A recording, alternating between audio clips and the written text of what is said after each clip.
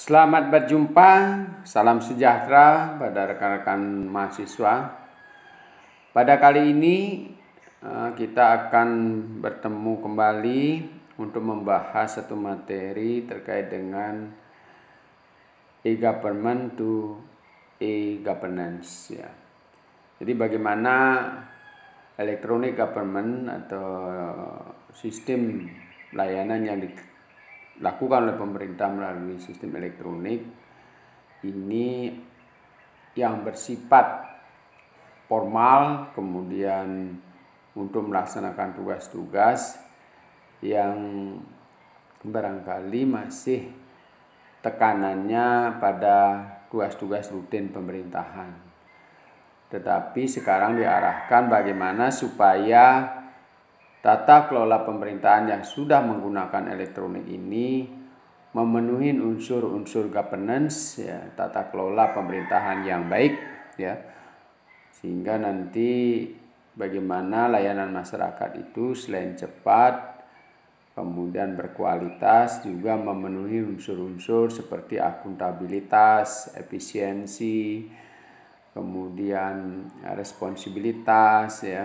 Kemudian diperkuat oleh kepastian hukum yang jelas ya, kemudian memiliki daya dukung yang kuat dari masyarakat ya. Nah, bagaimana e-government dan perubahannya ke e-governance itu? Mari kita telusuri dari beberapa pemahaman. Kita mulai dengan e-government. E-government ini merupakan salah satu bentuk atau model sistem pemerintahan yang berlandaskan pada kekuatan teknologi digital, di mana semua pekerjaan administrasi, pelayanan terhadap masyarakat, pengawasan dan pengendalian sumber daya milik organisasi yang bersangkutan, keuangan, pajak, retribusi, karyawan dan sebagainya dikendalikan dalam satu sistem. Nah, yang menjadi visi dalam e-government ya, masyarakat bebas memilih bila mana dan dari mana mereka mau berinteraksi dengan pemerintah. Layanan dilaksanakan dalam 24 jam dan 7 hari dalam seminggu. Jadi barangkali dalam sistem layanan konvensional pemerintah mengenal 6 hari kerja atau sekarang ini banyak juga yang 5 hari kerja. Tetapi dalam sistem digital ini itu tidak mengenal waktu istirahat. Jadi 7 hari dalam seminggu. Jadi kalau misalnya SDM-nya istirahat, sistemnya tidak pernah istirahat. Jadi 24 jam dalam 7 hari seminggu. Berarti seluruh rangkaian layanan masyarakat itu bisa dilakukan apakah itu Sabtu, Minggu dan seterusnya, itu bisa dilayani oleh satu sistem atau satu SDM operator yang bisa mengendalikan sistem tersebut ya. Masyarakat dapat memilih media yang digunakan untuk berinteraksi dari model sederhana sampai modern dan rumit ya. Jadi bagaimana pemerintah itu menyediakan sistem layanan supaya dalam seperti penjelasan tempo hari saya, tidak hanya perangkat-perangkat yang canggih yang bisa menerima atau mengakses semua layanan pemerintah, baik yang dilakukan secara interaktif ya, maupun yang bersifat satu sisi ya.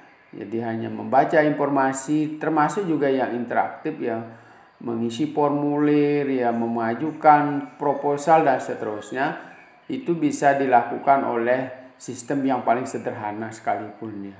Jadi kalau layanan pemerintah dalam bentuk digital ini masih belum bisa hanya memilih satu perangkat-perangkat tertentu, berarti tujuan dari digital elektronik ini tidak bisa tercapai ya. Jadi dengan perangkat yang sederhana, yang penting sudah bisa mengoperasionalkan internet, sudah bisa menerima layanan digital ini. Termasuk juga file-file yang diupload itu sudah ada persyaratannya, kecilnya berapa, ukuran-ukurannya, sehingga nanti mudah di-upload dan mudah juga di-download oleh perangkat-perangkat yang sederhana. Pemerintah sebagai koordinator dan fasilitator pencapaian tujuan masyarakat. Jadi sebenarnya pemerintah tidak memiliki dalam sistem layanan itu, tidak mereka memiliki penuh dari sistem layanan itu, baik dari merencanakan maupun sampai pada outcome yang diinginkan. Tetapi sebenarnya sistem layanan yang dibuat pemerintah itu merupakan pengejawantahan atau transformasi dari berbagai keinginan masyarakat di dalam pemenuhan kebutuhan mereka, ya. Sehingga apa yang dilakukan pemerintah itu adalah merupakan wujud dari implementasi atau bentuk operasional dari keinginan-keinginan yang harus dipenuhi dari kebutuhan masyarakat. Kemudian ada 4 prinsip e-government itu. Yang pertama adalah fokus pada perbaikan pelayanan pemerintah kepada masyarakat. Di antaranya memiliki volume transaksi yang besar, melibatkan banyak sumber daya manusia, membutuhkan interaksi 2 arah, memungkinkan terjadinya kerjasama. Jadi melibatkan banyak sumber daya manusia ini bukan berarti SDM pemerintah yang banyak gitu. Tetapi bentuk layanan yang sebenarnya dilakukan adalah mengintrodusir kemampuan masyarakat untuk melakukan pelayanan untuk dirinya sendiri. Misalnya kalau kita dulu menginput data KTP, mungkin nanti pegawai pemerintah yang menginputnya, lahir di mana, tahun berapa, alamat di mana, dan seterusnya. Tetapi sekarang ini sistem sudah menyediakan mereka untuk menginput sendiri data yang ada di KK tersebut, yang ingin dia buat, ya. Misalnya dia punya kelahiran anak baru, dia mendaftarkan, punya akun sendiri, ya. Sehingga nanti pihak sistem itu atau pemerintah yang melayani itu tinggal mencentang, ya, memverifikasi data tersebut apakah sudah valid, pengisiannya sudah benar atau belum, ya. Sehingga kalau belum, langsung mesin menjawab secara otomatis error dan sebagainya, kekurangan data, perlu mengupload data ini dan seterusnya, mesin yang menjawab. Sehingga sebenarnya banyak orang yang dilibatkan di situ, ya. Tugas pemerintah dengan SDM-nya semakin sedikit yang bisa dikerjakan. Nanti kalau begitu Anda akan bertanya begini, kalau SDM yang digantikan oleh mesin, lalu apa yang harus dikerjakan oleh pegawai pemerintahan? Masih banyak. Jadi ketika misalnya sistem-sistem ini digantikan oleh digital, maka SDM yang dimiliki oleh pemerintah itu bisa juga mengangkat setiap tahun jumlah pegawai yang cukup banyak untuk melayani bagian-bagian lain yang memerlukan SDM gitu. Sebagai pemikir, sebagai perencana, sebagai transformer kebutuhan masyarakat. Sehingga sekarang ini misalnya dengan konvensional kita bisa melayani 10 jenis layanan. Tetapi dengan sistem ini, ya, kita bisa membuka baru jenis-jenis layanan, ya. Dulu hanya layanan KTP, mungkin nanti layanan keamanan, kemudian layanan lalu lintas, ya, ada yang mengatur lalu lintas secara otomatis, ya, mesin yang menilang orang pelanggar lalu lintas secara otomatis melalui kamera-kamera digital, menjaga keamanan masyarakat melalui kamera-kamera digital juga, ya, termasuk juga mengantar orang, tidak perlu guide, itu diantarkan oleh Google Map dan seterusnya. Sehingga sebenarnya makin banyak kecerdasan yang muncul dalam sistem, makin banyak kebutuhan masyarakat yang bisa dilayani. Jangan terlalu khawatir. Nanti kalau semua digantikan mesin, saya bekerja di mana dan seterusnya, tidak. Banyak hal yang secara praktis bisa dibuka di lapangan, ya. Misalnya bagaimana membuat pertanian menjadi unggul, ya, mendorong ekspor impor dan seterusnya. Itu banyak pekerjaan-pekerjaan yang tidak hanya harus dilakukan melalui mesin ya. Jadi pemikir-pemikir inilah dan pekerja-pekerja inilah yang diperlukan untuk bagaimana membangkitkan ekonomi real yang ada di dalam masyarakat. Tidak perlu kita semua berada sebagai pegawai ya, sebagai pegawai karena sudah digantikan oleh hal-hal yang perlu digantikan oleh mesin, ya. Hingga pelayanan kita semakin cepat, kemudian Anda bisa melakukan kegiatan-kegiatan bisnis lainnya di luar yang tidak berjubel untuk melamar pekerjaan sebagai pegawai, kan begitu. Jadi tak usah khawatir, sehingga nanti semua sistem ini dilayani, korupsi bisa dikontrol, kemudian percepatan dalam peningkatan kesejahteraan masyarakat dalam bentuk real, pekerjaan-pekerjaan seperti UKM, ya usaha-usaha, pembangkitan ekonomi kerakyatan, pembangkitan ekonomi pertanian dan seterusnya. Boleh saja Anda lihat di luar negeri bisa hanya menjadi buruh tani, itu bisa menghasilkan banyak uang bagi tenaga-tenaga kerja kita di luar negeri. Bagaimana kalau kita lahan-lahan pertanian ini dikelola secara modern seperti itu? Sehingga tentu kita akan lebih sejahtera, tidak berkutat dalam sistem layanan yang konvensional, sehingga kita sudah bisa bergerak dalam ekonomi real yang bisa membantu gerakan ekonomi secara merata di seluruh Indonesia. Nah, kemudian yang berikutnya adalah membangun lingkungan kompetitif mengarah pada e-governance. Jadi dengan e-government ini ya, orang akan bersaing secara kompetitif, dilihat oleh banyak orang ya, karena kita melalui sistem digital sekali share itu bisa ribuan orang ya. Kalau Anda punya teman, katakanlah sebagai contoh Facebook itu 5.000, sekali share 5.000 orang kalau kebetulan pada saat itu mereka sedang memegang atau mengoperasionalkan Facebook mereka. Jadi sekali share sudah 5.000 orang bisa membaca. Kalau melakukan respon dalam waktu yang bersamaan sudah 5.000 orang melakukan respon terhadap informasi yang kita berikan. Nah, inilah kelebihan yang bisa dicapai oleh sistem tersebut ya. Jadi melalui e-government akan menuju ke e-governance yang bersifat adil, objektif, tidak memihak dan kondusif. Nah, itu harapan kita. Semakin hari masyarakat semakin cerdas, menggunakan media internet atau sosial itu ke arah-arah yang positif ya.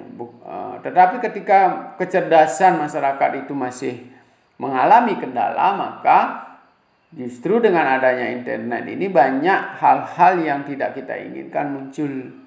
Misalnya ada berita hoax, berita-berita yang menimbulkan konflik ya, berita-berita yang menimbulkan kasus hukum. Itu berarti pertanda sebenarnya masyarakat kita itu belum melek terhadap kebutuhan internet untuk memperoleh kemanfaatan yang baik dari kegiatan e-government maupun elektronik digital ini. Nah, ini persoalan-persoalan yang perlu kita sebagai mahasiswa yang memiliki kecerdasan dan sebagai insan cendekiawan, bagaimana mengetok tularkan pengetahuan supaya kita menggunakan e-government atau elektronik digital ini atau TIK ini untuk bisa mencerdaskan, memberdayakan masyarakat itu sendiri.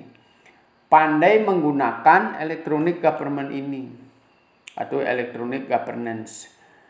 Jadi sehingga setiap yang di-share itu bermanfaat bagi masyarakat sekitarnya. Setiap yang di-share itu informasi yang menimbulkan rasa gembira, termotivasi tinggi. Setiap yang di-share itu memunculkan kekuatan ekonomi kerakyatan yang luar biasa. Sebenarnya kekuatan ekonomi kerakyatan sekarang ini melalui ekonomi digital inilah yang sebenarnya disebut dengan ekonomi kerakyatan. Jadi Anda tidak bisa bayangkan ada Gojek, ya, ada Bukalapak, itu dengan mudah kita menjual tanpa perantara. Jadi langsung bertemu dengan pembelinya dengan harga yang lebih baik, ya, tidak ada calo-calo yang mengejakan, ya. Kemudian mengurus administrasi, mengurus misalnya surat-surat perkawinan, surat-surat pertanahan dengan digital tanpa perantara, sehingga ekonomi kerakyatan ini betul-betul muncul. Kemudian yang lain ya seperti Bukalapak atau Gojek bisa jauh dekat, harganya sama ya.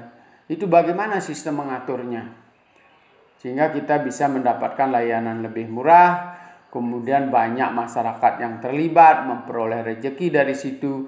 Inilah yang sebenarnya bisa diwujudkan melalui ekonomi kerakyatan ini. Kemudian kita lanjutkan dengan transformasi e-government ya. Jadi bagaimana yang harus dilakukan untuk mentransformasi e-government ini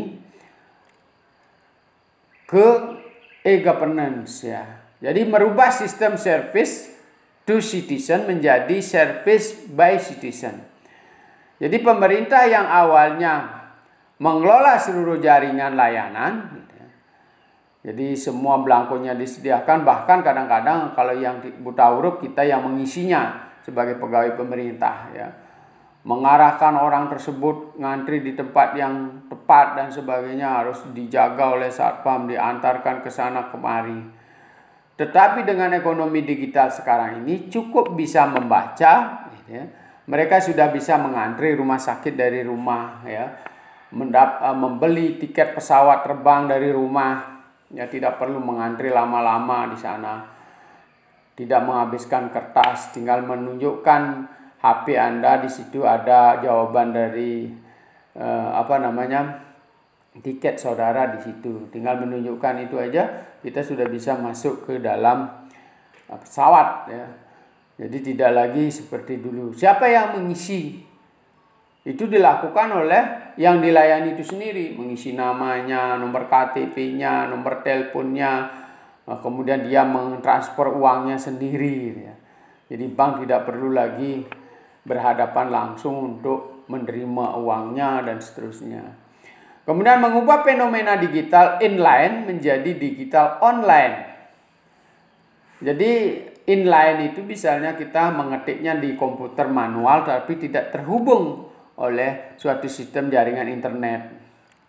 Jadi nanti ketika online ini ya, ketika kita mendaftar rumah sakit, kemudian melakukan pembayaran secara transferring ya, semua terlacak ya, terlacak rekam jejaknya, berapa pembayarannya, berapa kalau perlu mungkin berhubungan dengan pajak, berapa dia harus bayar pajak, tidak ada lagi tersembunyi di situ.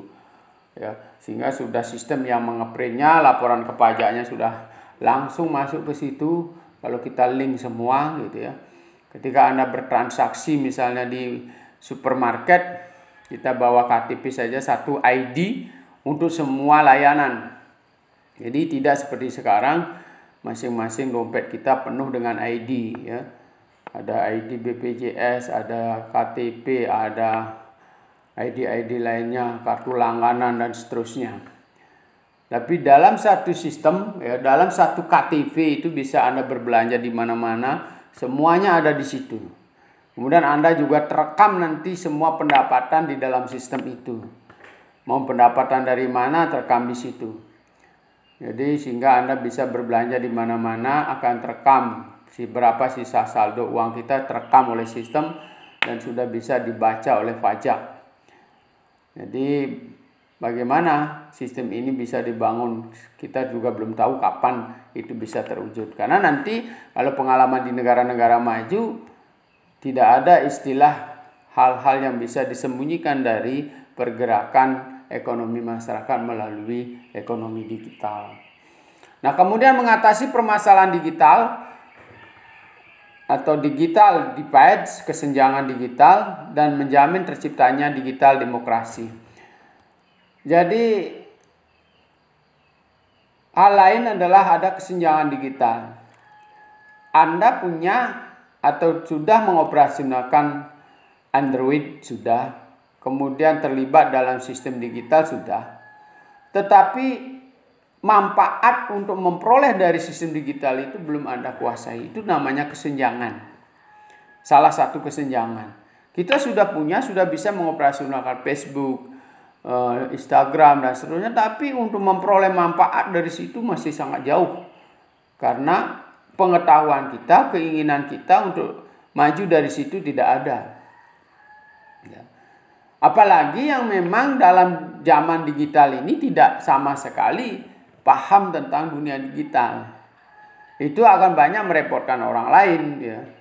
Jadi sekarang sebenarnya hanya bisa membaca saja sudah cukup kita mengerti apa yang harus dilakukan. Misalnya mengantri di rumah sakit, ya, mengantri membeli tiket kereta api, membeli tiket ini cukup dengan membaca dan ingin belajar sedikit saja. Sedikit saja, tidak perlu waktu yang cukup lama. Ya, membayar pajak kendaraan dan seterusnya. Tapi kan di sini banyak yang aneh. Kita orang berpendidikan, ya, bahkan pendidikannya tinggi-tinggi, tapi tidak bisa mengupload data. Itu kan aneh, ya. Jadi karena ini persoalannya adalah kemauan dan kepercayaan terhadap sistem ini, gitu. Bukan masalah Anda bodoh, tidak. Tapi kemauan yang tidak ada, meskipun Anda pendidikannya sampai S3 seperti kita, seperti saya misalnya, kalau tidak ada keinginan untuk memperoleh manfaat dari sistem digital ini, sampai kapanpun kita tidak akan pernah mau belajar. Gitu. Padahal itu hanya butuh waktu sejam, maksimal 2 jam sudah bisa hanya mengupload suatu sistem atau mendapatkan sistem layanan yang ada. Kemudian tercipta digital demokrasi. Jadi bagaimana menciptakan ide-ide kreatif? Ya, ide-ide yang terpendam, biasanya orang yang pinter-pinter itu jarang bicara kalau diajak rapat, tetapi melalui digital ini akan muncul ide-idenya. Kita akan terkaget-kaget dengan ide-ide baru yang muncul, kemudian membuat YouTube yang bagus, ya. Padahal menurut kita tidak, sebagai orang berpendidikan itu YouTube yang video-video yang dibuatnya itu tidak masuk akal gitu. Misalnya sekedar bermain kendaraan motor mainan anak-anak ditabrak-tabrakan, kemudian diisi bahasa yang aneh-aneh, ya. Tapi kok banyak sekali sampai jutaan orang menontonnya, ya. Sampai jutaan orang menontonnya, sehingga mendapatkan reward dari situ, mendapatkan iklan dari situ. Sedangkan orang bernyanyi bagus, berbuih-buih, tetapi penontonnya sedikit sekali. Jadi sesuatu ya, ternyata di dalam masyarakat itu, ya, banyak hal yang mereka membuat senang, gitu, banyak hal. Ya, sekedar melihat orang lucu, sekedar melihat anjing berkelahi, ya, ayam yang bertengger di tempat yang tidak semestinya, itu menjadi sesuatu yang menarik bagi orang-orang di sekitar kita yang membutuhkan hiburan, kan gitu. Kita tidak pernah menyangka, gitu. Padahal kita sudah membuat video yang bagus tentang panorama alam semesta, kemudian air terjun, tapi sedikit sekali orang menonton karena itu sudah hal yang biasa, gitu. Mereka menganggap sudah biasa, gitu. Tapi ketika ada sapi yang berkelahi dengan anjing itu misalnya, itu sudah viral luar biasa dan penontonnya sangat banyak, gitu. Nah, ini persoalan-persoalan yang barangkali digital demokrasi ini muncul di situ. Ide-ide yang kreatif muncul di situ, ya. Ada orang yang belajar membuat pesawat melalui YouTube dan sebagainya, itu viral juga. Nah, terlepas dari dampak-dampak buruknya, misalnya kalau ada orang berkelahi direkam dan sebagainya, itu sebaiknya orang-orang cerdas tidak merekam seperti itu atau tidak men-share. Orang kecelakaan dengan tubuh-tubuh yang istilahnya kejadian-kejadian sadis, itu sebaiknya kita orang-orang cerdas tidak men-share yang begitu, meskipun nanti menjadi viral, tetapi itu bisa menimbulkan gangguan psikologis, apalagi konflik sosial. Kalau kita rekam lalu share juga bisa menimbulkan konflik yang meluas. Nah, ini persoalan-persoalan yang meskipun digital demokrasi itu sangat dimungkinkan, kita sebagai orang-orang cerdas, cendekiawan muda harus memilih sumber-sumber berita yang kira-kira memberikan manfaat bagi masyarakat banyak, membangkitkan demokrasi, membangkitkan motivasi, meningkatkan persatuan dengan kesatuan, ya, meningkatkan kecerdasan masyarakat, mari kita share.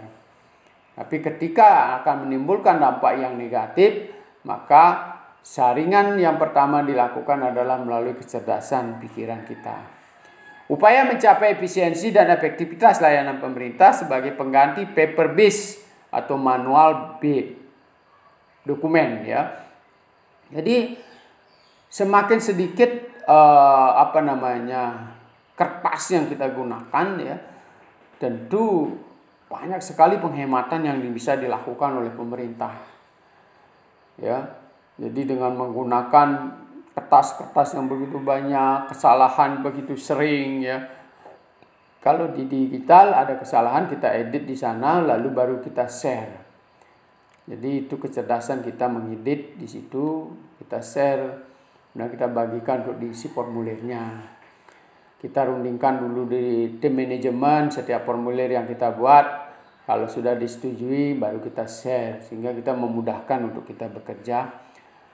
Jadi mungkin nanti kalau dibutuhkan file manual masih, gitu ya, maka pusat-pusat layanan itulah yang ngeprint, ya.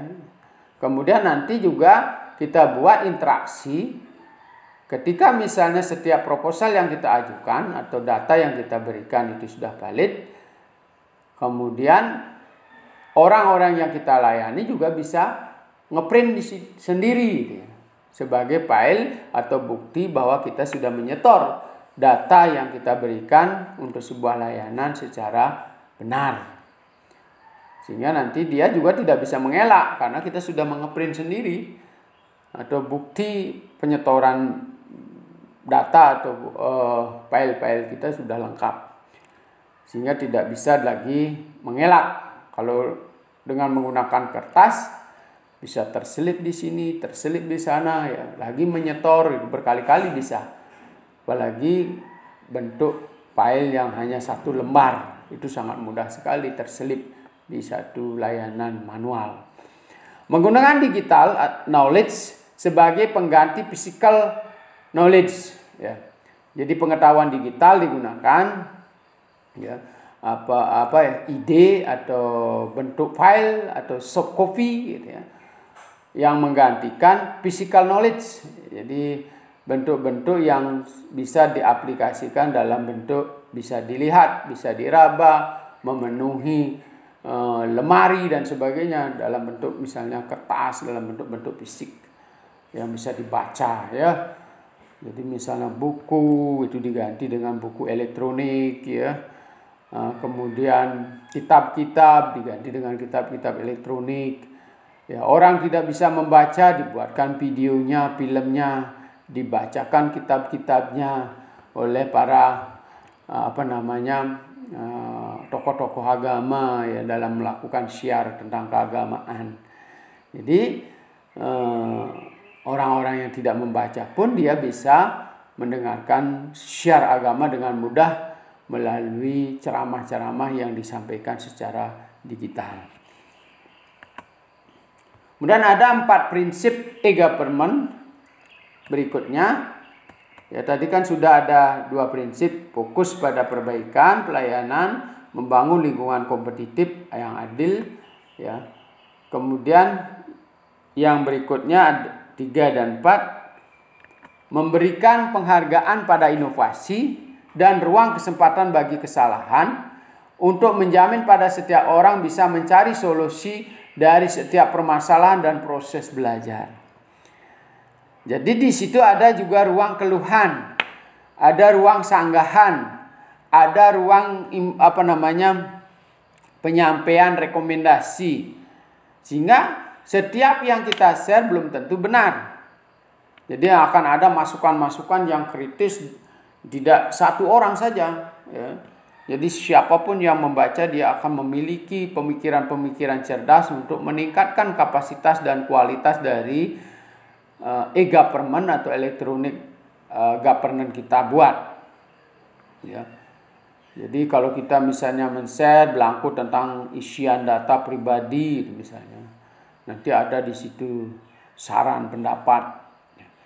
atau yang mau menge-share tentang keuangan, akuntansi, ya, kita sudah menganggap diri kita atau perusahaan kita pintar di bidang akuntansi, tapi ternyata ada orang-orang yang tamatan luar negeri lebih cerdas memberikan masukan di situ. Sehingga kita akan terus memperbaiki sistem dan menjadi kualitasnya sangat baik. Tetapi alangkah anehnya ketika kita membuat e-government gitu ya, tidak kunjung berubah-berubah, malah dibaca pun tidak pernah gitu ya. Kita membuat website itu, ya, gambarnya itu saja, tidak pernah diupdate, tidak pernah ada kegiatan baru. Padahal misalnya katakanlah senat mahasiswa punya Facebook tentang senat, ya. Jadi sepanjang tahun hanya gambar itu saja kegiatannya. Padahal dengan kreativitas masing-masing mahasiswa punya kreativitas, masukkan ke situ sehingga kasanah dalam Facebook Anda itu menjadi sangat banyak gitu ya. Meskipun sekedar kegiatan berdiskusi, masukkan ke situ, kegiatan UAS, bagaimana kita melakukan UAS ya, belajar kelompok, masukkan di situ sehingga menjadi daya tarik bagi orang-orang yang ingin berkuliah. Ternyata kalau kuliah seperti ini adanya. Ya, lalu Anda mensiasati bagaimana supaya bisa membayar SPP dengan kemampuan yang minim misalnya. Misalnya Anda di situ mengeluarkan ide kreatif, membentuk misalnya kelompok kegiatan mahasiswa kreatif ya. Jadi misalnya mencari sponsor, kemudian bisa juga melakukan kewirausahaan mahasiswa yang disponsori oleh perusahaan atau oleh pemerintah melalui L2 Dikti. Di situ munculkan membuat proposal penelitian, meneliti dengan dosen, masukkan di situ di dalam website Anda. Sehingga orang-orang yang tidak kuliah atau takut kuliah tidak punya biaya akan mendapatkan solusi yang cerdas dari situ. Ya. Mengikuti kegiatan mahasiswa, memiliki indeks prestasi yang bagus, mendapatkan beasiswa, ceritakan di situ. Atau sebagai mahasiswa berprestasi sebagai atlet, sebagai karate-do, sebagai pemain voli, sepak takraw dan sebagainya, yang bisa memunculkan impact terhadap biaya kuliah. Misalnya atlet-atlet ini diberikan kemudahan pembayaran SPP dengan pencicilan atau dengan biaya setengah atau mendapatkan beasiswa tambahan diusulkan dan seterusnya. Ini akan menjadikan daya tarik bagi calon-calon mahasiswa yang barangkali tidak tergambar tentang pendanaan untuk kuliah di suatu perguruan tinggi. Ya, sehingga sangat padat sekali informasi yang diberikan oleh media yang kita buat di dalam media elektronik. Yang keempat adalah tekanan pada pencapaian efisiensi. Jadi penting sekali kita pikirkan bagaimana efisiensi itu tercapai.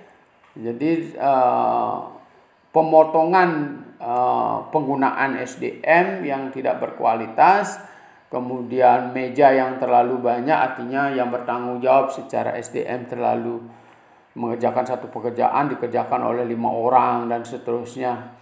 Kemudian juga jalurnya, pertanggungjawabannya terlalu panjang ya.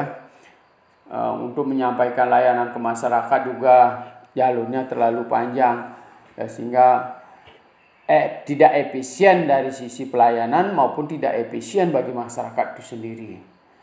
Jadi kalau Anda mendapatkan layanan sebagai masyarakat ya, untuk mendapatkan pelayanan kesehatan katakanlah itu harus masuk loket pendaftaran, harus masuk loket ini, masuk loket poliklinik dan seterusnya.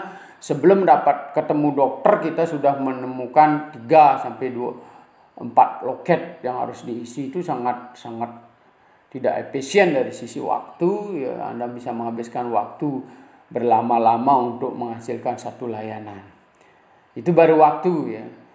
Sehingga kalau kita sebagai buruh atau sebagai pegawai kita sudah menghabiskan waktu yang cukup banyak.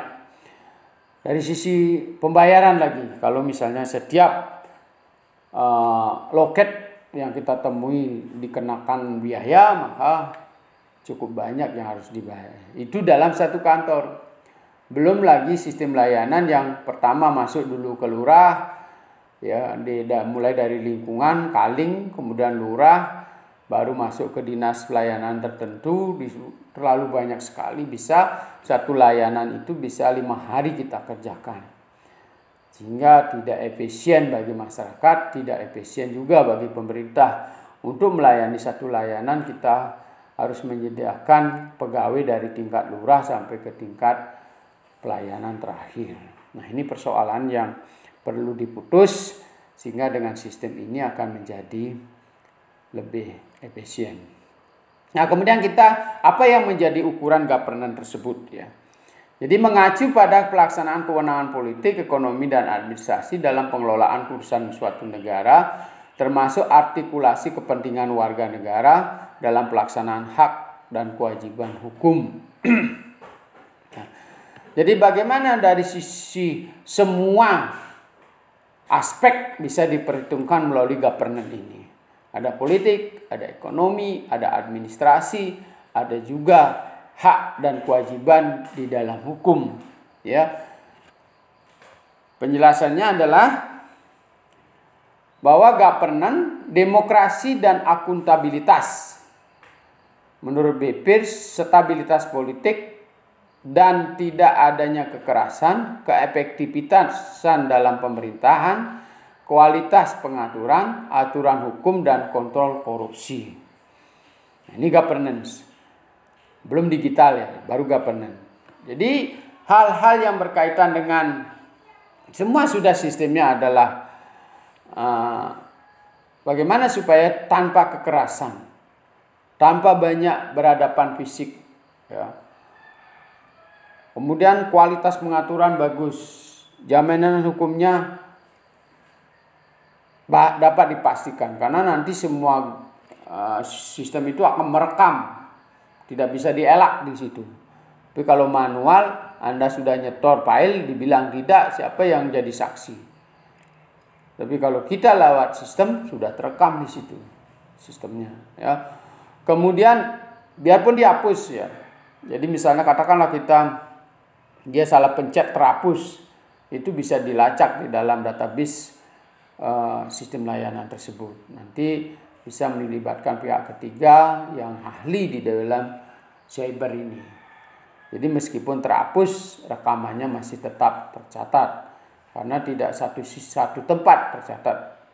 Jadi terhapus di komputer Anda, tercatat di providernya, dan masih banyak sampai kepada satelit, di situ sudah tercatat, terekam, ya, data-data yang terhapus atau terinjek akan terlihat di situ. Yang berikutnya adalah karena fokus governance pada cara formal dan informal di mana orang mengelola hubungan mereka sendiri dan hubungannya dengan orang lain. Ini menyediakan alat yang tepat dan berguna dalam analisis proses sosial politik dan pengembangan kebijakan dalam konteks antar budaya. Jadi sebenarnya tidak saja bersifat formal, tetapi juga bisa menyentuh rasa informal mereka. Ya, hubungan semakin dekat, ya, dengan para pejabat, ya. Jadi kita bisa langsung berhubungan dengan pejabat-pejabat yang ditunjuk pada sistem layanan tersebut. Ada kontak personnya, ya. Jadi kalau ada kendala bisa berhubungan dengan pimpinannya langsung di situ, ya. Kita sangat dekat.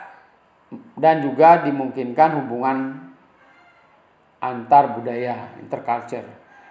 Jadi kita bisa berbisnis dengan orang Sumatera, ya, bisa berbisnis dengan orang Jakarta, bahkan dengan orang luar negeri yang memiliki latar belakang budaya yang berbeda. Nah, kemudian governance juga merupakan seni kepemimpinan yang memiliki 3 dimensi sebagai berikut, ya. Yang pertama adalah bentuk rezim politik, ya. Kemudian yang kedua, proses di mana otoritas digunakan dalam pengelolaan ekonomi dan sumber daya sebuah negara. Yang ketiga, kapasitas pemerintah untuk merancang, memformulasikan, mengimplementasikan kebijakan publik dan pelaksanaan fungsi pemerintah. Jadi berdasarkan 3 dimensi tersebut terdapat 4 kriteria membentuk good governance. Jadi ada politik di situ. Ya, ada ekonomi, ya, otoritas pengelolaan ekonomi. Kemudian sumber daya sebuah negara. Kemudian ada juga kapasitas pemerintah di situ. Jadi semua aspek-aspek itu diperhitungkan dalam governance untuk memaksimalkan sistem layanan yang namanya good governance. Apa itu good governance menurut Rewansyah? Yang pertama adalah legitimasi pemerintah. Pengakuan terhadap pemerintah ketika misalnya masyarakat sudah mendapatkan layanan dengan baik, cepat, maka bagaimana penghargaan masyarakat adalah bentuknya dukungan terhadap pemerintah. Tapi kalau layanannya di sana sini macet, ya, di sana sini mahal, karena kita masih manual, maka kepercayaan masyarakat dan daya dukung masyarakat tidak bisa diharapkan secara maksimal. Akuntabilitas politik dan unsur-unsur pemerintah resmi, kebebasan media, transparansi, pengambilan keputusan, mekanisme akuntabilitas. Jadi juga tadi saya sampaikan akuntabilitas politik, ya, daya dukung dan partisipasi masyarakat diperhitungkan di situ. Jadi maka sebagai instansi pemerintah maupun Anda sebagai mahasiswa, ketika menggunakan sistem digital pemerintah ini hendaknya lah mempergunakan kecerdasannya dengan baik. Ya. Jadi hendaknya setiap yang Anda share dalam dunia digital itu adalah mampu meningkatkan citra dan kualitas diri atau menunjukkan bahwa Anda memiliki kualitas dan kapasitas yang baik untuk layak dipercaya dan digugu. Jadi kalau di dalam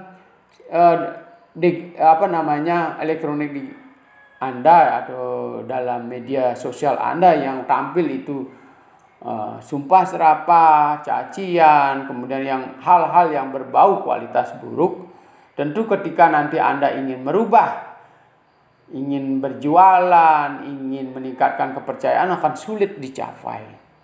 Karena sebelumnya Anda sudah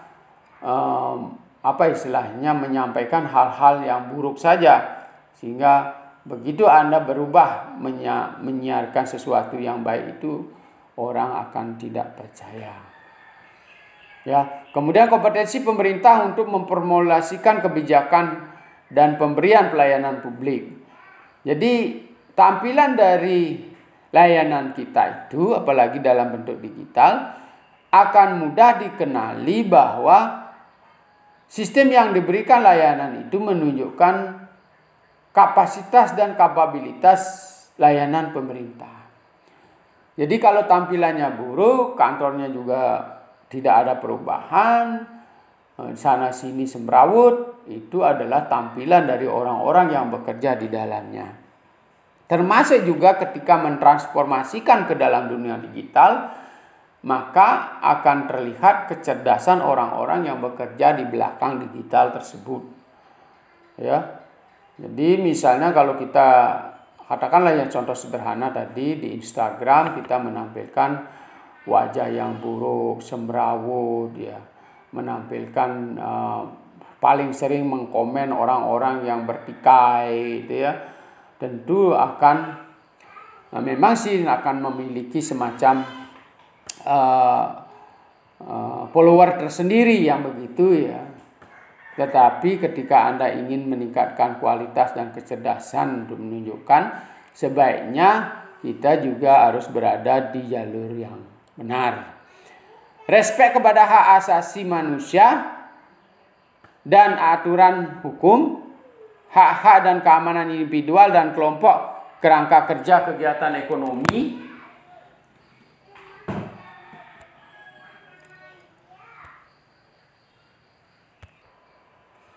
jadi respek kepada hak asasi manusia dan aturan hukum ini berarti bahwa governance ini menginginkan bahwa harkat dan martabat manusia itu dapat ditingkatkan.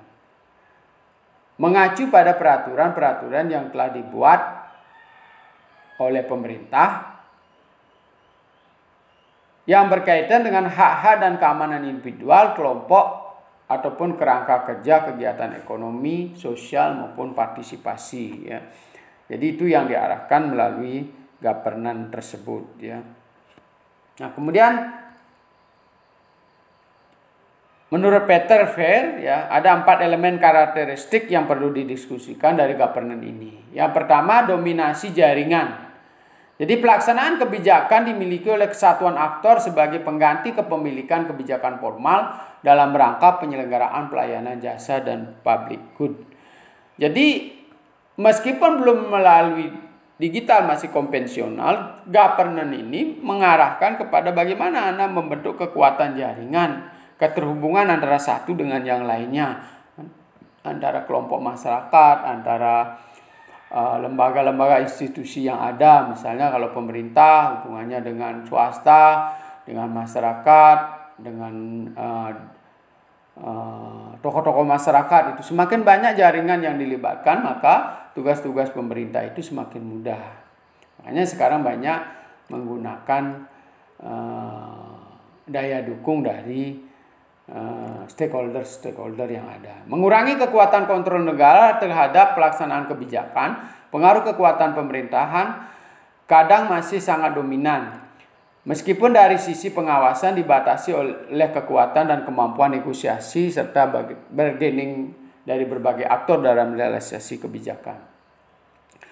Jadi dengan membentuk jaringan, kekuatan itu akan terbagi pada jaringan-jaringan tersebut, maka kekuasaan dan kontrol pemerintah itu diharapkan berkurang. Jadi kalau berjalan secara normal, tapi kalau formal saja, formalitas supaya ada saja gitu. Jadi ketika misalnya pemerintah mengeluarkan kebijakan, harus ada kalangan perguruan tinggi, didatangkan perguruan tinggi untuk ikut hadir di situ, tetapi senyatanya itu ternyata dia hanya bersifat formalitas. Jadi masukan-masukan yang diberikan oleh perguruan tinggi atau tokoh-tokoh masyarakat, satu pun tidak bisa diinput dalam program pemerintah. Itu artinya hanya formalitas. Yang penting ada hadir dari perguruan tinggi, ada dari tokoh-tokoh masyarakat, ada dari pihak wartawan, ada. Nah, tinggal mencentang itu berarti sudah memenuhi target undang-undang.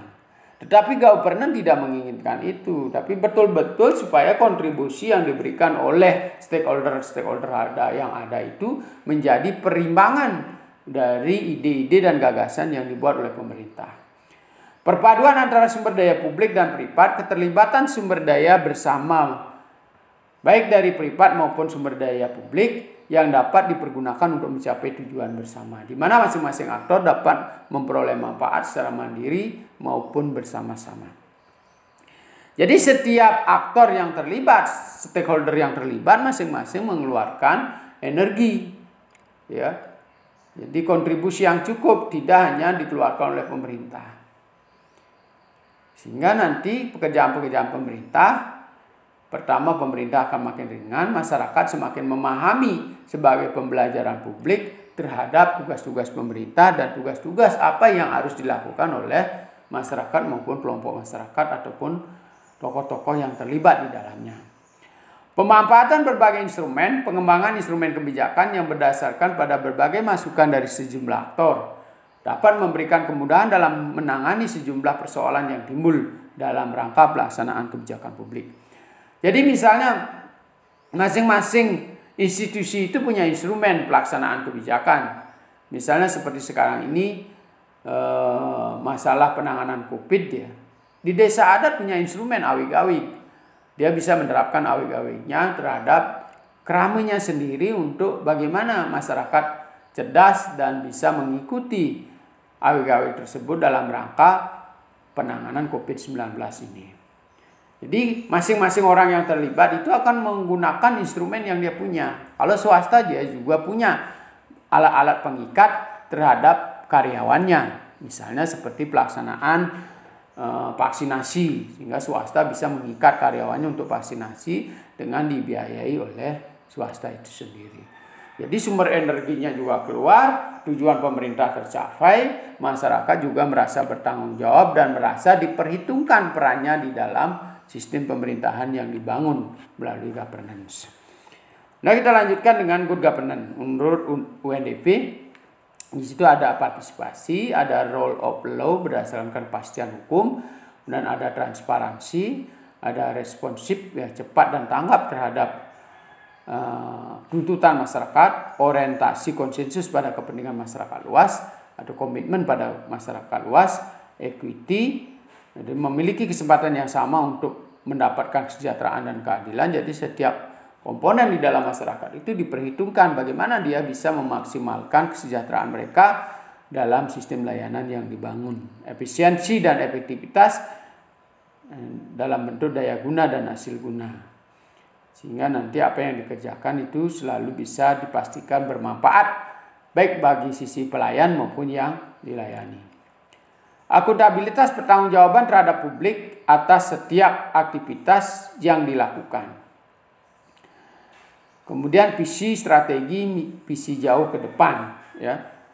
Jadi ini menjadi hal atau indikator-indikator yang penting di dalam governance. Nah, sekarang bagaimana e-governance itu sendiri, kan gitu ya.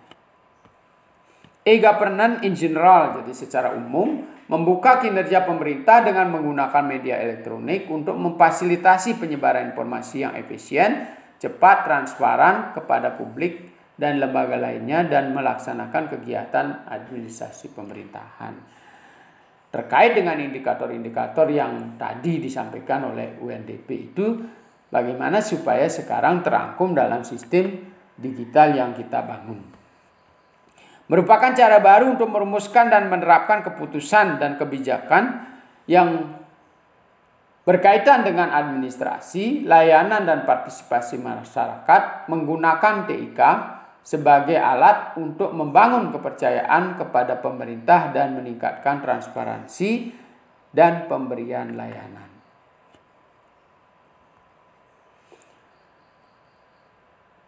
Asal-usul daripada e-government dalam upaya yang dilakukan oleh banyak negara untuk memodernisasi proses pemerintahan dalam menanggapi kritik masyarakat terhadap akses tertunda terhadap kesenjangan informasi dan komunikasi. Jadi sebenarnya e-government ini diawali oleh bagaimana mengatasi kesenjangan informasi dan komunikasi dari masyarakat dalam terkait layanan publik. Jadi kebijakan, strategi, rencana, aksi, kemudian akseptasi, rencana pelaksanaan, tindak lanjut, jadi aplikasi perangkat lunak, modul, ya. Jadi harus disediakan di dalam e-governance itu, ya.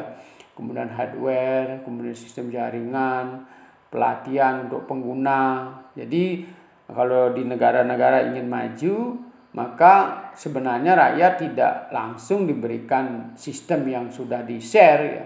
Tapi semestinya secara berjenjang dilakukan pelatihan. Misalnya kalau ingin mengisi data kependudukan, itu dia lakukan pelatihan secara berjenjang dari kecamatan, kemudian ke desa, dari desa ke Banjar-Banjar, dari Banjar ke RT-RT, sehingga nanti semua masyarakat itu menguasai teknologinya, punya alat teknologinya, bisa mengisi layanan-layanan yang dia inginkan.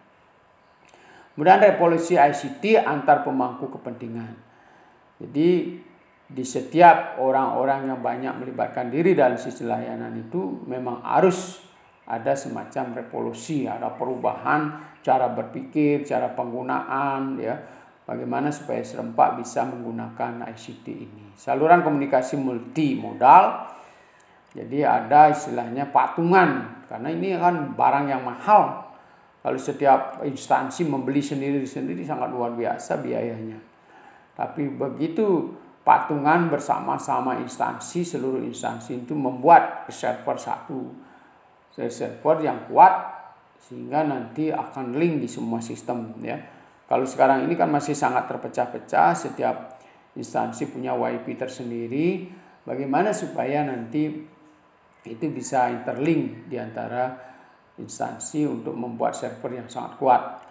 Ya, kemudian solusi berbiaya rendah, keterjangkauan, kecepatan dalam memberikan layanan, umpan balik dan perbaikan dari semua sistem itu melalui e-platform yang telah disepakati. Dan ada beberapa dimensi dari e-government. Yang pertama pengembangan produk tentunya dalam produk layanan yang kita miliki. Sekarang ini misalnya pemerintah punya layanan sampai 24 jenis, atau dinas-dinas itu sampai 30 gitu. Nah, nanti ketika e-government ini sudah bagus jaringannya, maka dia akan melirik sistem-sistem layanan yang belum terjangkau. Bikin lagi dinas-dinas baru untuk bisa melayani masyarakat, atau dinas yang ada dikembangkan layanan-layanannya sampai seluruh kepentingan dan aspek-aspek kehidupan masyarakat terjangkau melalui layanan pemerintah.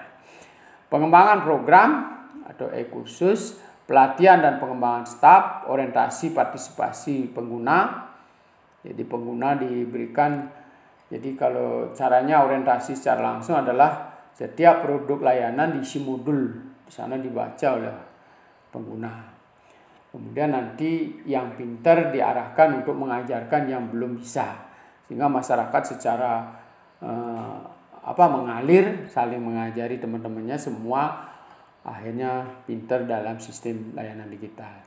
Jaringan lingkungan ya, dibentuk sampai ke tingkat bawah, sampai ke tingkat RT, sehingga mereka semua jenis layanan bisa melalui digital.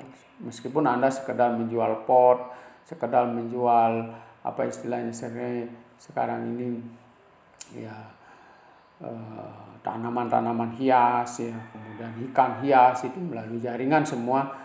Setiap RT memiliki sistem ya. Kemudian pengembangan sistem pengiriman keragaman dalam bentuk output.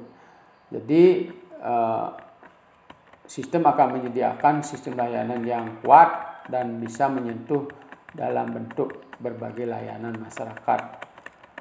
Nah, itu bagaimana supaya secara bertahap sistem ini diatur sedemikian rupa sehingga bisa melayani semua sistem layanan. Tahapan e-governance, yang pertama ada analisis sistem ya, apa yang ada dan apa yang belum ada, apa yang akan dilayani ya. Jadi ada sistem requirement analysis ya. Kemudian urutan proses input, proses output, pemetaan proses, aliran data, transfer file, portabilitas, ada persyaratan awal dan akhir. Nanti Anda kalau ingin belajar ini, Anda bisa nanti belajar pada ahlinya secara detail bagaimana sih sistem itu dibuat. Identifikasi jalur e-transformasi yang dibutuhkan untuk tujuan operasional transaksi dua arah. Jadi Anda harus mengidentifikasi apa sih akan dilayani, siapa yang akan dilayani, bagaimana cara melayani, itu nanti disampaikan kepada orang yang menyediakan aplikasinya, itu nanti diterjemahkan, ditransformasi keinginan kita untuk bisa meningkatkan kapasitas layanan. Lalu setelah operasional ada lagi masukan-masukan, lagi cari tukang yang membuat aplikasinya atau ahli yang membuat aplikasi itu, tambahkan ini. Maka semakin hari maka aplikasi yang kita buat itu semakin mudah dan semakin berkualitas dan banyak jangkauan layanan yang akan dicapai. Integrasi subsistem untuk transmisi online sumber belajar yang lengkap. Itulah saya sampaikan tadi, ada masukan lagi, dibuat lagi sistem yang baru atau diperbaiki, ditambahkan lagi ya. Kemudian ada sistem yang tidak terpakai sama sekali, orang tidak tertarik, bisa dikurangi atau dihilangkan, di-delete. Kemudian ubah tim deteksi dan implementasi manajemen. Jadi juga termasuk sistem pengawasan jaringan itu terlalu di-upgrade ya. Jadi bagaimana supaya sistem itu bisa terus terpantau dan bisa diperbaharui terus-menerus. Kemudian sistem operasi yang terdefinisi secara baik ya. Kemudian sistem pengembangan produk CEC ya, Customer Electronic Control, ada EMRC, Explanation, Music, Relaxation, Collaboration. Itu ada semua karena di sistem layanan kita itu supaya lebih banyak orang yang tertarik, ada musiknya ya, ada relaxation, ada kolaborasi. Jadi ada institusi akademis, ada pembelajarannya, di situ ada sindikasi konten online, ada koreksi, revisi, pengecekan kualitas, pengembangan produk yang lengkap. Kemudian sisi sistem pengiriman produk. Jadi dari pengiriman satu titik, ada TV, net mobiling, kemudian pengiriman beberapa situs, siaran regional, webcast atau pengecoran seluler ya. Jadi bisa serentak di seluruh. Apalagi kalau teleponnya sudah tercatat dalam sistem kita ingin menyampaikan informasi ke dalam ke semua telepon itu serempak bisa masuk. Karena itulah sering kita yang sering mengikuti website tertentu menyampaikan telepon sering mendapatkan informasi baru dari sebuah layanan publik ya. Jadi kadang-kadang SMS kita ada masuk informasi, kadang-kadang di WA kita ada informasi baru tanpa tahu dari mana asalnya. Ya, tiba-tiba dari IndiHome, tiba-tiba dari Telkomsel, tiba-tiba dari nomor atau sistem layanan tertentu. Sistem tangkap umpan balik pelanggan, portal interaktif, kelompok tanggapan umpan balik, identifikasi pengembangan produk baru, manajemen perubahan portabilitas. Jadi ada sistem umpan balik ya. Nah, kurang lebih nanti ada gambarnya seperti ini. Saudara bisa ada infrastrukturnya, ada akses, ada server for readers, ada instrumen-instrumen untuk membaca, ada terkait dengan aplikasi service ya, dan ekonomi, kemudian ada kebijakan, ada security ya. Nah, kemudian ICT menawarkan kesempatan nyata bagi pemerintah daerah dan nasional untuk memperbaiki kinerjanya dalam hal transparansi, partisipasi, dan desentralisasi. Jadi saya tetap menggarisbawahi ini bagaimana saudara sebagai insan cendekiawan bahwa TIK atau teknologi informasi atau ICT ini memberikan penawaran kesempatan nyata. Jadi tidak saja bagi pemerintah, juga bagi masyarakat yang ingin menggunakan dan memperoleh manfaat dari situ. Kemudian e-government akan memberikan kontribusi untuk memanajemen pengetahuan yang lebih baik, peningkatan pembagian informasi, dan akan membantu menciptakan kondisi bagi masyarakat yang lebih terbuka, transparan berdasarkan kepercayaan dan akuntabilitas. Dengan cara ini e-government di CIC ya, jadi dapat membantu pengembangan sosial. Jadi pengembangan sosial dan budaya di kalangan siswa atau mahasiswa melalui pemberian layanan yang efisien. Jadi CEC ini Consumer Electronic Control. Nah, kemudian dimensi pemangku kepentingan dalam CEC lainnya itu Central Examination Committee. Jadi dalam pusat pengendalian daripada ICT ini ya. Jadi termasuk daftar pelanggan mahasiswa perguruan tinggi, sekolah tinggi, universitas, pra-universitas, kelas-kelas perguruan tinggi, departemen universitas, kemudian institusi swasta, pusat belajar terbuka, laboratorium, litbang pemerintahan atau departemen dalam pemerintahan ya, dan lain-lain. Jadi ini akan memberikan manfaat yang sangat luas ya. Jadi misalnya terkait dengan pengembangan di audience children atau anak-anak sekolah ya, kemudian anak-anak SMA, kemudian lembaga kursus ya, kemudian juga di RD ya, Research and Development. Ini banyak sekali membantu dalam dibantu oleh e-governance ya. Kemudian model pengiriman konten ya. Jadi model pengiriman dasar yang dapat dicapai di kelompok layanan di sekolah ya, kemudian kelompok layanan di anak SMA, kemudian library ya atau perpustakaan, kemudian juga college media hall, jadi dalam bentuk media-media informasi, apakah koran, apakah majalah, itu dalam bentuk elektronik ada, kemudian pengembangan lab, research and development ya, kemudian media center, kemudian untuk CEC to public juga melayani atau informasi ke publik. Nah, material delivery ada namanya TV broadcast, kemudian channel-channel yang lebih banyak dan seterusnya. Jadi nanti Anda bisa pelajari melalui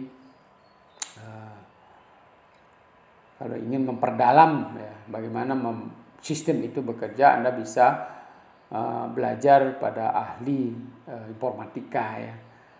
Jadi kurang lebih ada beberapa hal yang sudah saya sampaikan untuk sebagai pengetahuan umum sebagai pembelajar elektronik digital. Kemudian 5 pelajaran yang dapat diambil. Pertama, adopsi strategi kemandirian. Jadi sistem electronic governance ini akan mengantarkan kita sebagai manusia yang mandiri, baik dalam membuat perencanaan, program, maupun dalam mengoperasionalkan sistem itu. Kemudian investasi dalam pengembangan sumber daya manusia. Jadi Anda punya ide akan melibatkan banyak orang. Jadi ide Anda misalnya membuat pertanian organik itu dimasukkan, banyak orang tertarik, orang yang tidak tahu apa-apa menjadi terlibat dalam sistem itu. Apakah dia masuk ke sistem kita atau dia melakukan sendiri kegiatan pertanian organik.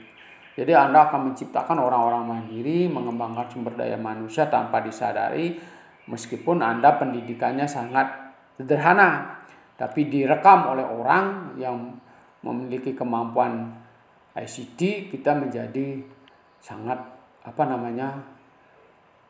terkagum-kagum. Ini orang tidak berpendidikan tapi pertaniannya maju, lalu diupload melalui YouTube, banyak orang belajar dari situ, viral dan seterusnya, sehingga menciptakan SDM baru dalam kaitannya pengembangan pertanian organik. Terciptanya infrastruktur teknologi informasi komunikasi yang diperlukan oleh e-government. Tanpa disadari kita membantu pemerintah dalam menyelesaikan persoalan-persoalan pertanian tadi. Jadi menjualnya, ya mensosialisasi governance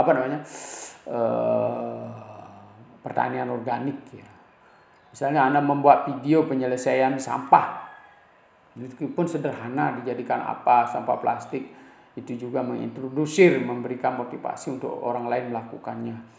Keempat adalah redefinisi e-government untuk menjadikan citizen centric dan organization centric. Jadi layanan pemerintah yang berpusat pada pemerintahan sekarang berubah menjadi layanan warga negara dan organisasi. Jadi warga negara lah yang akan melakukan pelayanan tersebut sebagai pusat kegiatan. Ya, jadi warga negara yang juga mencerdaskan kehidupan masyarakat. Jadi pemerintah mungkin hanya sedikit tahu tentang bagaimana menyelesaikan sampah, tapi berbagai cara yang diupload oleh masyarakat dalam penanganan sampah itu memberikan kecerdasan. Orang akan memilih teknik-teknik mana yang dia sukai dan mana-mana yang mereka bisa lakukan. Terakhir, menyediakan satu set layanan kepada warga di salah satu portal e-government. Jadi nanti hal-hal yang baik dan positif yang dilakukan oleh masyarakat ide-ide kreatif itu akan disediakan secara langsung oleh portal pemerintah supaya layanannya lebih murah. Ya, karena kalau masing-masing menyelenggarakan sendiri-sendiri ya, yang sudah baik itu bisa lebih mahal jatuhnya gitu ya. Atau mungkin tidak akan berkembang. Tapi hal-hal yang baik, ide-ide kreatif yang dilakukan oleh masyarakat ya akan muncul, kemudian nanti ini dianggap baik, dia dilakukan penelitian, diambil oleh pemerintah, dibuatkan website yang kuat sehingga seluruh masyarakat bisa meniru hal-hal yang baik melalui sistem yang sudah dibangun. Mengapa e-governance? Jadi saya ingin menegaskan kembali mengapa e-governance ini harus dikembangkan. Jadi dapat mengubah layanan masyarakat dan memberikan akses terhadap informasi untuk memberdayakan warga negara, memungkinkan partisipasi mereka dalam pemerintahan, meningkatkan peluang ekonomi dan sosial masyarakat, sehingga mereka dapat membuat kehidupan yang lebih baik untuk diri mereka sendiri dan generasi berikutnya. Jadi nanti bagaimana perubahannya kan gitu ya. Dari government ke governance ya. Ada superstruktur di government, jadi strukturnya yang lebih kuat, kemudian berubah di government menjadi fungsinya yang sangat kuat. Ada keputusan di government, Tapi di governance prosesnya yang kenyataannya, bukan keputusan-keputusan tapi hasilnya, prosesnya itu bagaimana. Ada rule di governance, ada goalnya, tujuannya yang ingin dicapai, ada performanya yang dicapai, tampilannya, hasilnya. Bukan saja kita membuat indikatornya bagus, hanya teori tok itu ada sedikit yang bisa direalisasikan, tapi dalam governance hasilnya bagaimana, ya, capaiannya bagaimana, ya, keberhasilannya bagaimana dia bisa berpengaruh terhadap masyarakat. Misalnya kalau implementasi sudah koordinasi, ya, sudah aplikasi sudah dikerjakan. Kalau di governance ada output, ini sudah outcome-nya. Kalau outputnya baru bentuk produknya. Tapi kalau di governance bagaimana dampaknya, bagaimana pengaruhnya terhadap masyarakat. Ya. Kemudian kalau di e-governance, electronic service delivery. Kalau di e-government sudah interaksi, ada electronic consultant, ya, electronic workflow, electronic control ship, electronic voting, electronic engagement. Jadi melibatkan. Ya. Jadi kalau putusan hanya memilih, kalau di e-government kita pilih ini pilih.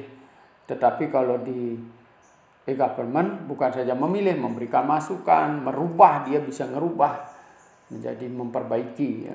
Kemudian elektronik produktif.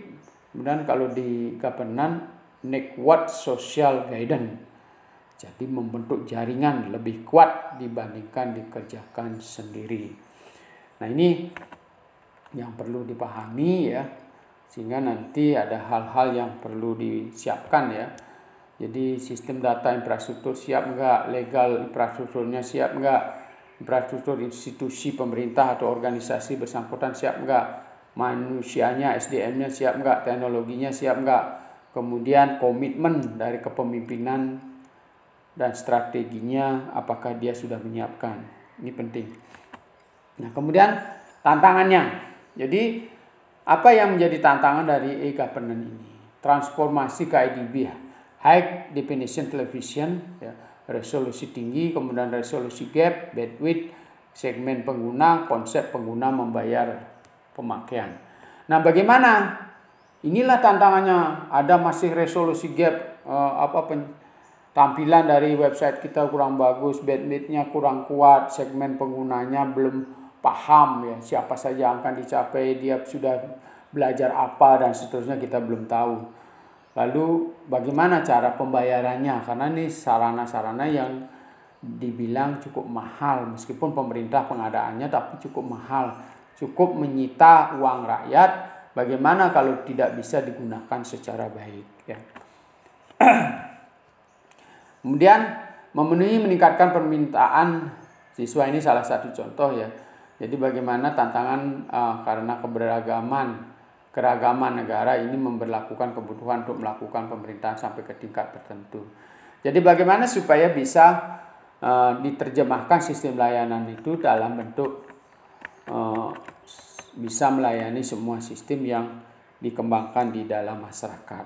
Nah, ini juga menjadi tantangan tersendiri, sehingga kita penting untuk terus belajar, terus meningkatkan kapasitas yang harus dibangun oleh sistem layanan elektronik, ya.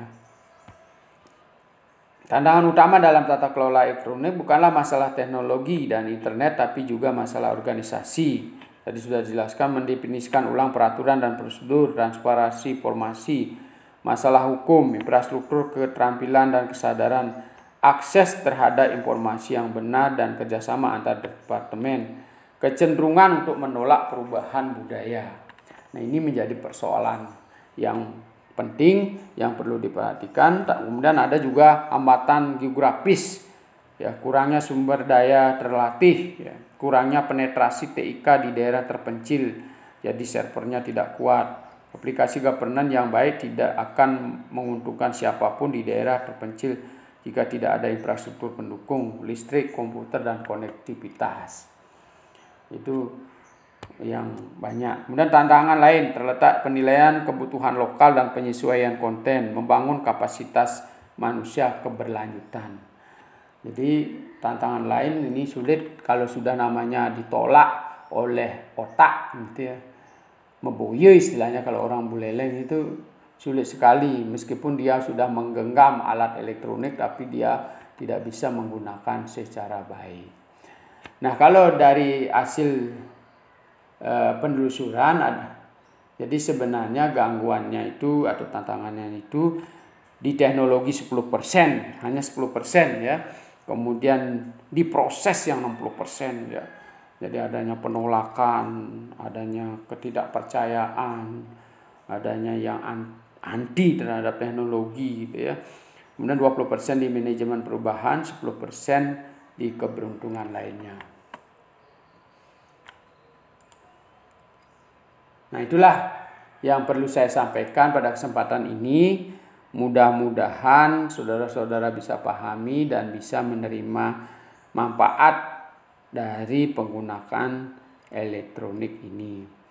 Jadi apa yang sudah ada di hadapan kita sekarang ini, mari kita manfaatkan. Tidak mungkin kita tolak, karena sesuatu yang sudah berlangsung seperti zamannya ya, zaman milenial, itulah yang harus kita lakukan dan bisa berada dalam posisi yang benar ya, bisa memanfaatkan, bisa menggunakan, kemudian juga memperbaiki proses sehingga bisa menikmati seluruhnya secara adil, merata, dan bisa mencapai kesejahteraan untuk semuanya. Terima kasih, semoga saudara-saudara bisa menerima apa yang saya jelaskan pada kesempatan ini.